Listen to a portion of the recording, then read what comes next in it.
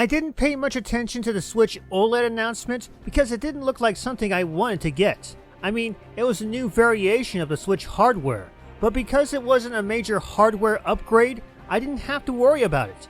No need to get new hardware just to play a new generation of games. And I've said hardware too many times to count. But now that the dust has truly settled, I think it's time I address the OLED elephant in the room. As you all know, I wasn't really wanting to have a Switch Pro or a Switch successor this year because of what we're all in, a semiconductor shortage that is still going on across the entire planet, all brought on because of the coronavirus pandemic. And truth be told, when Nintendo announced the Switch OLED, I only thought it was a bad idea not because it's just a Switch with a better screen, but because the shortage is still going on. And I think it was too soon for Nintendo to release something like this. And that was saying a lot. I wound up being right when the Switch OLED system sold out almost instantly.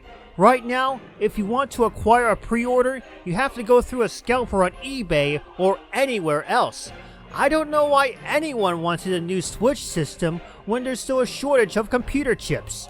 Sure, Nintendo Switches are a little easier to find, but that's going to change in the near future as this semiconductor shortage carries on. Don't be surprised if regular Switch systems become harder to find once again. I'm not actually kidding. As I speak, the PlayStation 5 and Xbox Series systems are still sold out across the entire world, especially here in America. Trying to acquire one is a whole lot harder than trying to find a Nintendo Wii back in 2007. And in fact, the PlayStation 4 and the Xbox One systems are also becoming a bit harder to find, which makes finding any kind of gaming hardware a bigger nightmare. I don't actually know what the hell Sony and Microsoft were thinking when they released the PlayStation 5 and the Xbox Series systems last holiday season. They should have waited till at least later this year or sometime next year for the next generation of gaming to debut. And if that wasn't enough, Valve decided to jump on board with the Steam Deck, a portable, Linux-based gaming PC for those who use the Steam digital distribution service. Unfortunately, as much as I am excited by the idea of a portable gaming PC, it too suffers from bad timing because of the semiconductor shortage. And as a result, the pre-orders for these systems have been scalped from around $1,000 to up to $5,000. Sure, eBay took down these pre-orders and Valve was able to clamp down, but it just goes to show that when it comes to gaming hardware, nothing is truly sacred anymore, and who knows how long this will last. And that's a really damn shame.